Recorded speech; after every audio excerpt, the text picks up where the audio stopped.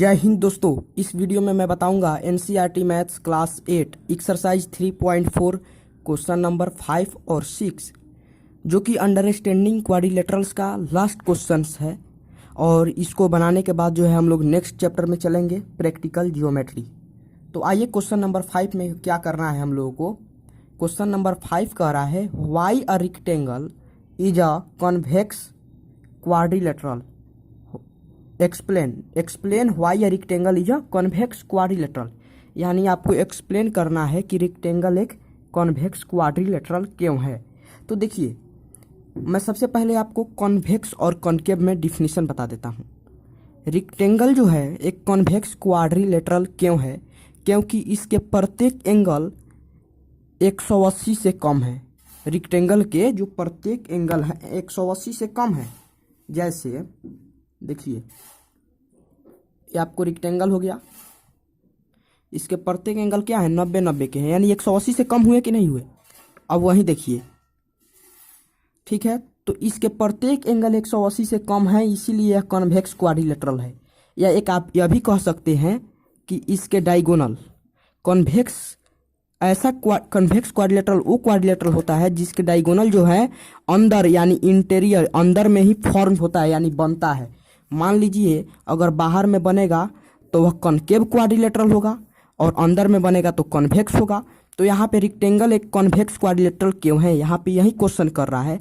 तो हम लिखेंगे बोथ ऑफ इट्स डायगोनल, इसके दोनों डायगोनल जो है क्या है, lie in the interior, lie in its interior, इसके अंदर ही बन रहे हैं बोथ ऑफ इट्स डायगोनल।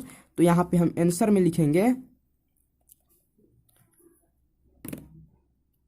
हम लोग आंसर में यहाँ पे लिखेंगे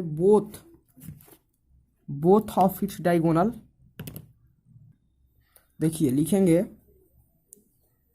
both of its diagonal. Both of its diagonal क्या हो रहा है, इसके बोथ डायगोनल जो है क्या हो रहे हैं, अंदर में बन रहे हैं, इसीलिए यह एक क्या है, कॉन्वेक्स क्वाड्रिलेटरल है। इट मीन्स यह एक रेक्टेंगल है। तो देखिए हम लोग लिखेंगे अपने सेंटेंस में, अपने वर्ड्स में लिखेंगे, इसको लिखेंगे both of its diagonal lie in its interior, यानी इसके जो भी डायगोनल है अंदर ही बन रहे हैं। मान लीजिए यह भी तो एक पॉलीगन ही है, लेकिन इसके डायगोनल जो है बाहर भी बनेंगे। तो बाहर बने तो कॉन्केव और अंदर बना तो कॉन्वेक्स। और एक बात हमको बताइए, डायगोनल क्या होता है, आप what do you understand by diagonal. तो diagonal is a line segment that meets at two non consecutive point. यानी डायगोनल जो होता है एक लाइन सेगमेंट होता है जो दो नॉन कंसेक्यूटिव पॉइंट, दो लगातार बिंदुओं को नहीं जोड़ता है, दो लगातार बिंदुओं को जोड़ता है, उसी को हम डायगोनल कहते हैं। जैसे यहाँ पे एक बिंदु, यहाँ पे एक बिंदु, यानी वर्टेक्स इसे कहते हैं, इसको जोड़ रहा है, यह एक लाइन सेगमेंट है, यह भी एक लाइन सेगमेंट है जो दो वर्टेक्स को जोड़ रहा है। तो इसी को हम डायगोनल कहते हैं। मान लीजिए अगर यह डायगोनल कह दे, यह डायगोनल है, तो यह डायगोनल नहीं है, क्योंकि ये दो लगातार नहीं है, ये नॉन कंसेक्यूटिव पॉइंट नहीं है या नॉन कंसेक्यूटिव वर्टेक्स नहीं है, इसलिए यह डायगोनल नहीं होगा। डायगोनल जब कभी होगा यह होगा, यह होगा। तो दोस्तों मैं उम्मीद करता हूँ कि क्वेश्चन नंबर 5 आप समझ गए होंगे। आइए दोस्तों अब हम लोग क्वेश्चन नंबर 6 सोल्व करेंगे। क्वेश्चन नंबर 6 क्या कह रहा है, समझिए, कोई भी क्वेश्चन को समझिए थोड़ा गौर से देखिएगा। ABC is a right angle triangle. ABC जो है एक राइट एंगल ट्रायंगल है and O is the mid point of the side. O जो है ना, यह O ये जो है मिड पॉइंट है, किसका, mid point of the sides opposite to right angle. यानी जो राइट एंगल बन रहा है उसके साइड्स के अपोजिट पॉइंट है। जैसे कि यहाँ पे राइट एंगल ट्रायंगल बन रहा है तो इसके अपोजिट साइड AC हो गया ना, तो इसका मिड पॉइंट है O। अब देखिए, explain why O is equidistant. Explain करना है कि O is equidistant from AB and C। यानी आपको एक्सप्लेन करना है कि O जो है A, B और C से इक्विडिस्टेंस है, क्यों, इसी को एक्सप्लेन करना है। अब देखिए यहाँ पे ब्रैकेट में दिया है the dotted lines are drawn additionally to help you. जो आपको डॉटेड वाला ये लाइन दिख रहा है ना, डॉटेड वाला यहाँ पे है, ये आपको हेल्प करने के लिए डॉटेड वाला लाइन बनाया हुआ है। तो सबसे पहले हम जानेंगे कि ओ जो है इक्वी डिस्टेंस ए बी और सी से क्यों है, यानी यहाँ से भी ओ इक्वी डिस्टेंस, यहाँ से भी बी से भी ओ इक्वी डिस्टेंस और सी से भी ओ इक्वी डिस्टेंस। तो सबसे पहले आप जानते होंगे कि ये रेक्टेंगल का फिगर है, आपको भी दिख रहा है। तो रेक्टेंगल भी एक पैरेललोग्राम होता है। तो देखिए इसके अपोजिट साइड क्या है, इक्वल है। अपोजिट साइड और अपोजिट साइड इक्वल है और इसके डायगोनल्स क्या है, बाइसेक्ट ईच अदर।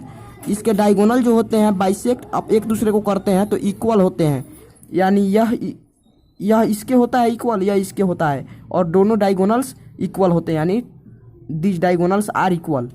तो आप जानते होंगे जब डायगोनल्स इक्वल हैं तो आपको क्या होगा, ओ से तो ए इक्वल होगा ही, यानी एक टुकड़ों में बटा हुआ है। देखिए ये भी एक टुकड़ा है, ये भी एक टुकड़ा है, ये भी एक टुकड़ा है, एक भी टुकड़ा। ये चारों जो टुकड़ा है ना यह इक्वल है, इसके लेंथ जो है इक्वल है। तो आप इसको सॉल्यूशन में क्या लिखेंगे, देखिएगा सॉल्यूशन में आप दूसरा कुछ लिखेंगे, अगर समझ लीजिए AD इज इक्वल टू, आप BC तो लिख सकते हैं क्योंकि अपोजिट साइड इक्वल है। AB इज इक्वल टू आप DC लिख सकते हो।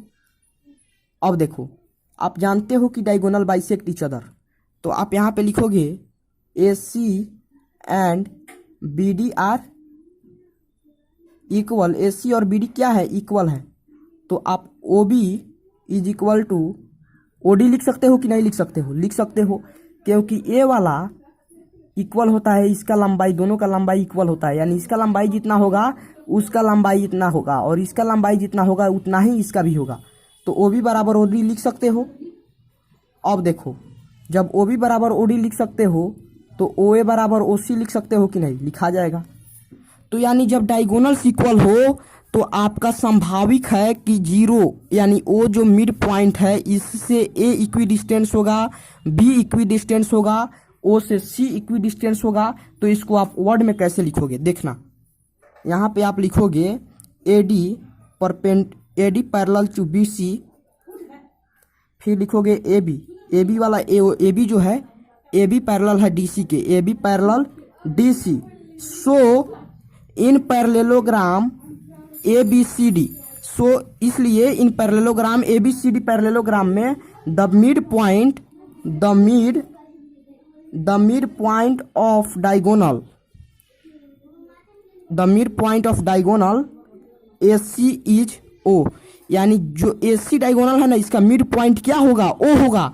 क्योंकि आप जानते हो कि डायगोनल्स इक्वल होता है और इसके बराबर यह है, इसके बराबर यह है, तो संभाविक है कि O is the mid point of diagonal AC। तो दोस्तों मैं उम्मीद करता हूं कि क्वेश्चन नंबर 6 आप बहुत ही अच्छा तरीका से समझ गए होंगे। तो अब मिलते हैं नेक्स्ट चैप्टर के नेक्स्ट क्वेश्चन में, समझ गए होंगे। अब मिलते हैं हम लोग नेक्स्ट चैप्टर में जिसका नाम है प्रैक्टिकल ज्योमेट्री।